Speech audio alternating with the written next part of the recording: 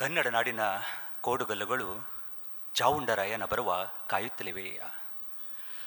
ಕನ್ನಡ ನಾಡಿನ ಸಾಧ್ಯವಾಗದ ಸಾಧ್ಯತೆಗಳೆಲ್ಲ ಬಸವಣ್ಣನವರ ಬರುವ ಕಾಯುತ್ತಲಿವೆಯ. ಕನ್ನಡ ನಾಡಿನ ನದಿ ಕೊಳ್ಳ ಪ್ರಪಾತಗಳೆಲ್ಲ ವಿಶ್ವೇಶ್ವರಯ್ಯನವರು ಬರುವ ಕಾಯುತ್ತಲಿವೆಯ. ಕನ್ನಡ ನಾಡಿನ ತಾಳೆಗರಿಗಳೆಲ್ಲ ಕುಮಾರವ್ಯಾಸನ ಕಂಠಪತ್ರಕ್ಕಾಗಿ ಕಾಯುತ್ತಲಿವೆಯ. ಸ್ವತಂತ್ರ ಧೀರ ಶ್ರೀ ಸಿದ್ದೇಶ್ವರ ಈ ನಾಡಿನಲ್ಲಿ ಉಕ್ಕು ಉಳಿಯಾಗಲು, ಬಿದಿರು ಕೊಳಲಾಗಲು, ಕಡ್ಡಿ ಕುಂಚವಾಗಲು, ಸೋರೆ ವೀಣೆಯಾಗಲು ನಿನ್ನ ಆಗಮನಕ್ಕಾಗಿ ಕಾಯುತ್ತಲಿವೆಯ ಅಂತ ಸಿದ್ದಯ್ಯ ಪುರಾಣಿಕವ್ರು ಹೇಳ್ತಾರೆ. ಒಂದು ಕಡೆ ವಿಜಯಪುರ ಅನ್ನುವಂಥ ನೆಲದಿಂದ ಕರಾವಳಿಗೆ ಬರುವಾಗ ಏನೋ ಒಂದು ಥರದ ಖುಷಿ. ಯಾಕಂದರೆ ಬಯಲುಸೀಮೆಯಿಂದ ನಾನು ಕಡಲ ಕಿನಾರೆಗೆ ಬಂದು ನಿಂತಿದ್ದೇನೆ. ಆದರೆ ಬಯಲುಸೀಮೆಯಿಂದ ಕಡಲ ಕಿನಾರೆಗೆ ಬಂದು ನಿಂತರೂ ಕೂಡ ಈ ಕಡಲ ಕಿನಾರೆಯಲ್ಲಿಯೂ ಕೂಡ ನನ್ನ ಬಯಲುಸೀಮೆಯ ಮಾತುಗಳೇ ಕೇಳಿಬಂತು. ಯಾಕಂತಂದರೆ ನಿಮ್ಮ ಈ ಸಂಸ್ಥೆ 2ನೇ ಬಾರಿ ಬಂದಿದ್ದೀನಿ. ಇದು ನಿಮ್ಮ ಸಂಸ್ಥೆ ಅಷ್ಟೇ ಅಲ್ಲ, ನನ್ನ ಸಂಸ್ಥೆಯೂ ಕೂಡ. ಈ ಸಂಸ್ಥೆಯ ಅಧ್ಯಕ್ಷರು ಡಾಕ್ಟರ್ ಸುಧಾಕರ್ ಶೆಟ್ಟರು ಪ್ರತಿದಿನವೂ ಕೂಡ ಸಿದ್ದೇಶ್ವರ ಸ್ವಾಮೀಜಿಯವರ ಚಿಂತನೆಯೊಂದಿಗೆ ತಮ್ಮ ಬದುಕನ್ನು ಪ್ರಾರಂಭಿಸ್ತಾರೆ. ಅಂಥ ಸಿದ್ದೇಶ್ವರ ಸ್ವಾಮೀಜಿಯವರು ನಡೆದಾಡಿರುವಂಥ ಆ ಪುಣ್ಯದ ಮಣ್ಣಿನಿಂದ ಬಂದಿದ್ದೀನಿ ಅಲ್ಲ, ನನಗೆ ನಿಜಕ್ಕೂ ಹೆಮ್ಮೆ ಅನಿಸುತ್ತೆ, ಬಹಳ ಖುಷಿಯಾಗುತ್ತೆ. ಅದರಲ್ಲೂ ಕೂಡ ಇವತ್ತಿನ ದಿನ ವಾಡಿಕೆಯಂತೆ ಎಲ್ಲರ ಹೆಸರುಗಳನ್ನು ತೆಗೆದುಕೊಳ್ಳುವುದು ರೂಢಿ. ಆದರೆ ಒಂದು ವೇದಿಕೆಯ ಮೇಲೆ ಕೆಲವೊಂದು ಕಾರ್ಯಕ್ರಮಕ್ಕೆ ಹೋದಾಗ ಒಬ್ಬರಿದ್ದರೆ ಇಬ್ಬರಿದ್ದರೆ ಪರವಾಗಿಲ್ಲ, 20-30 ಜನರನ್ನು ವೇದಿಕೆಯ ಮೇಲೆ ಅತಿಥಿಗಳನ್ನಾಗಿ ಕೂಡಿಸಿ ಅವರೆಲ್ಲರ ಹೆಸರುಗಳನ್ನು ತೆಗೆದುಕೊಳ್ಳೋದ್ರೊಳಗೆ ಸಮಯ ವ್ಯರ್ಥ ಮಾಡ್ತಾ ಇದ್ದಂಥದ್ದನ್ನು ನಾನು ನೋಡ್ತಾ ಇದ್ದೆ. ಆದರೆ ಇಲ್ಲಿ ಒಂದು ಖುಷಿಯಾಗೋದೇನು ಅಂತಂದರೆ ವೇದಿಕೆ ಮೇಲೆ ಒಬ್ಬರನ್ನೇ ಕೂಡಿಸಿ ಅವ್ರ ಕಡೆಯಿಂದನೇ ಮಾತಾಡಿಸ್ತೀರ.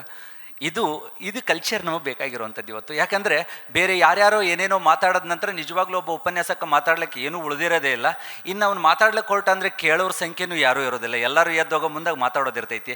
ಆದರೆ ಇಲ್ಲಿ ಕೇವಲ ಏನಪ್ಪ ಅಂತಂದರೆ ಸಂಪನ್ಮೂಲ ವ್ಯಕ್ತಿಗಳ ಮಾತುಗಳಿಗೆ ಮೊದಲ ಆದ್ಯತೆ ಕೊಡ್ತಾ ಇರೋದ್ರಿಂದಾಗಿ ವೇದಿಕೆಯ ಮುಂಭಾಗದಲ್ಲಿ ಆಸೀನರಾಗಿರುವಂಥ ಎಲ್ಲ ಗುರು ಹಿರಿಯರಿಗೂ ಶಿರಸಾಷ್ಟಾಂಗ ನಮಸ್ಕಾರಗಳನ್ನ ಸಲ್ಲಿಸುತ್ತಾ ವೇದಿಕೆಯ ಮುಂಭಾಗದಲ್ಲಿ ಹಿಂದ್ಗಡೆ ಕೂತಿರುವಂಥ ಎಲ್ಲ ಭಾರತದ ಸಿಮ್ಮಿಣಿಯರಿಗೂ ವಂದಿಸುತ್ತಾ ನೇರವಾಗಿ ನನ್ನ ಮಾತುಗಳನ್ನು ಪ್ರಾರಂಭಿಸ್ತೇನೆ.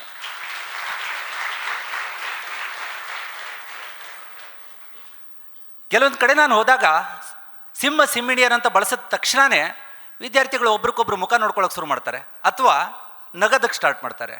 ಯಾಕೆ? ಸ್ವಾಮಿ ವಿವೇಕಾನಂದರು ಪ್ರತಿಯೊಬ್ಬ ಭಾರತ ದೇಶದಲ್ಲಿರುವಂಥ ಪ್ರತಿಯೊಬ್ಬ ವ್ಯಕ್ತಿಯನ್ನು ನೋಡಿದಾಗ ಯುವಕರನ್ನು ಜಾಗೃತಗೊಳಿಸುವಂಥ ಸಂದರ್ಭದಲ್ಲಿ ಅವರು ಹೇಳಿದಂಥ ಮಾತು ಯಾವುದಂತಂದರೆ, ನಮ್ಮ ದೇಶದಲ್ಲಿರುವಂಥ ಪ್ರತಿಯೊಬ್ಬ ಯುವಕನೂ ಕೂಡ ಪುರುಷ ಸಿಂಹನೇ ಸರಿ ಅಂತ ಹೇಳಿದಾರಲ್ಲ, ಅದಕ್ಕಾಗಿ ನನ್ನ ದೇಶದ ಯುವಕರೆಲ್ಲರೂ ಸಿಂಹಗಳೇ ಅನ್ನೋ ಕಾರಣಕ್ಕಾಗಿ ನನ್ನ ಸಿಮ್ಮಿಣಿ ಅಂತ ಬಳಸ್ತೀನಿ. ಆ ಸಿಮ್ಮಿಣಿಯರಿಗೆ ದೇಶ ಸುದೆಯ ಮೂಲಕ ದೇಶಾಭಿಮಾನವನ್ನು ಕಟ್ಟಿಕೊಡುವಂಥ ಕೆಲಸ ಏನು ಮಾಡ್ತಿದ್ದಾರಲ್ಲ ಇವತ್ತು, ನಿಜಕ್ಕೂ ಈ ಸಂಸ್ಥೆಗೆ ನಾನು ಶಿರಸಾಷ್ಟಾಂಗ ನಮಸ್ಕಾರಗಳನ್ನ ಸಲ್ಲಿಸ್ತೀನಿ.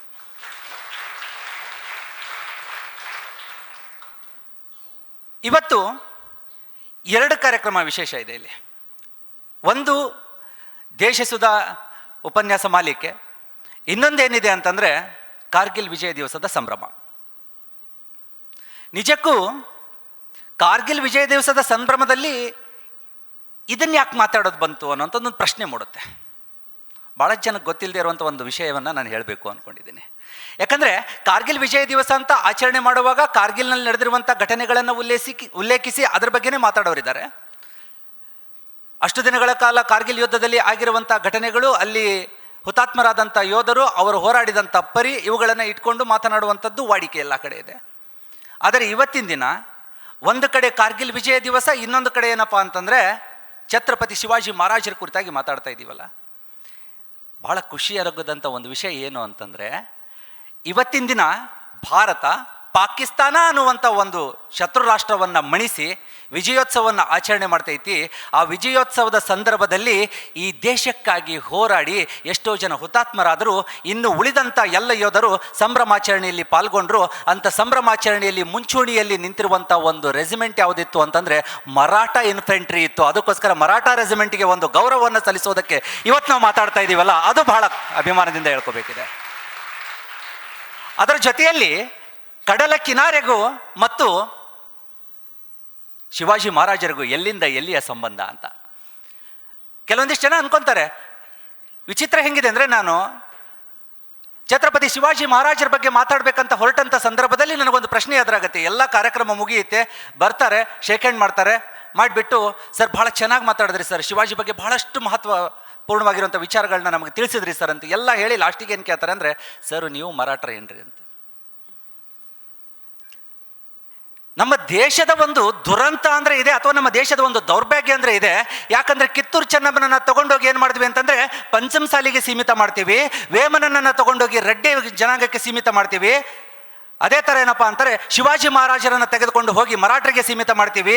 ಶಿವಾಜಿ ಮಹಾರಾಜರು ಕೇವಲ ಮರಾಠ ಅನ್ನುವಂಥ ಒಂದು ಸಮಾಜಕ್ಕೆ ಸೀಮಿತವಲ್ಲ, ಇಡೀ ಭರತ ಖಂಡಕ್ಕೆ ಸ್ವರಾಜ್ಯದ ಕಲ್ಪನೆಯನ್ನು ಕೊಟ್ಟಿರುವಂಥ ಮಹಾನ್ ಪುರುಷ ಸಿಂಹ ಅದು ಯಾರಾದರೂ ಇದ್ದರೆ ಛತ್ರಪತಿ ಶಿವಾಜಿ ಮಹಾರಾಜ್ ಅಂತ ಹೇಳ್ಕೋಬೇಕು. ಪ್ರತಿಯೊಬ್ಬ ಸ್ವಾಭಿಮಾನಿ ಭಾರತೀಯನ ಎದೆಯಲ್ಲಿಯೂ ಕೂಡ ಸ್ವರಾಜ್ಯದ ಒಂದು ಕಿಚ್ಚನ್ನು ಹಚ್ಚಿದಂಥ ಯಾವುದಾದ್ರೂ ಚಿಂತನೆ ಇತ್ತು ಅಂತಂದರೆ ಅದು ಯಾರಿಂದ ಸಿಗತೈತಿ ಅಂತಂದರೆ ಛತ್ರಪತಿ ಶಿವಾಜಿ ಮಹಾರಾಜರಿಂದ ಸಿಗುತ್ತೆ. ಅಂಥದ್ದು ಕಡಲ ಕಿನಾರೆಗೂ ಆ ಕಡೆ ಇರುವಂಥ ಮರಾಠ ಸಾಮ್ರಾಜ್ಯಕ್ಕೂ ಎಲ್ಲಿಂದ ನಂಟ್ರಿ ಸರ ಅಂತಂದರೆ, ಸರಿಸುಮಾರು 1556 ಸಂದರ್ಭದಲ್ಲಿ ಬಸ್ರೂರ್ ಮೇಲೆ ಏನಪ್ಪ ಅಂತಂದರೆ ದಾಳಿ ಆಗತ್ತೆ. ಆವಾಗ ಆಳ್ವಿಕೆ ಮಾಡ್ತಾ ಇದ್ದಂಥವ್ರು ಯಾರಿದ್ರು ಅಂದರೆ ಪೋರ್ಚುಗೀಸರ ಆಳ್ವಿಕೆ ಗೋವಾದಲ್ಲಿ. ಕರ್ನಾಟಕದ ಅಥವಾ ಭಾರತದ ಮೊಟ್ಟ ಮೊದಲ ನೌಕಾಪಡೆಯ ಮಹಾತ್ಮ ಅಂತ ಯಾರನ್ನಾದರೂ ಕರಿತೀವಿ ಅಂತಂದರೆ ಅದು ಛತ್ರಪತಿ ಶಿವಾಜಿ ಮಹಾರಾಜರನ್ನ ಕರಿತೀವಿ. ತನ್ನ ನೌಕಾಪಡೆಯೊಂದಿಗೆ ಇಲ್ಲೇ ಹತ್ತಿರದಲ್ಲಿರುವಂಥ ಬಸ್ರೂರಿಗೆ ಬಂದಿರ್ತಾರೆ. ಯಾರು ಅಂತಂದರೆ ಅದು ಛತ್ರಪತಿ ಶಿವಾಜಿ ಮಹಾರಾಜರು. ಅದು ಯಾವಾಗ ಬರ್ತಾರೆ ಅಂದರೆ ಜುಲೈ ತಿಂಗಳಲ್ಲೇ ಬರ್ತಾರೆ. ಅಂತ ಜುಲೈ ತಿಂಗಳಲ್ಲೇ ಕಾರ್ಯಕ್ರಮವನ್ನು ನೀವು ಆಯೋಜನೆ ಮಾಡಿದಿರಲ್ಲ, ನಿಜಕ್ಕೂ ಸಾರ್ಥಕ ಆಯಿತು ಅಂತ ನನ್ನ ಅಭಿಪ್ರಾಯ. ಅದರ ಜೊತೆಯಲ್ಲಿ ಅದ್ಭುತವಾಗಿ ನಿರೂಪಣೆ ಮಾಡ್ತಾ ಮಾಡ್ತಾ ಸಹೋದರಿ ಒಂದಷ್ಟು ವಿಚಾರಗಳನ್ನ ಹೇಳಿದ್ರು. ಈ ದೇಶಕ್ಕೋಸ್ಕರ ಪ್ರಾಣಾರ್ಪಣೆ ಮಾಡೋದೇನಪ್ಪ ಅಂದರೆ ಸಾಮಾನ್ಯವಾದಂಥ ಕೆಲಸ ಅಲ್ಲ.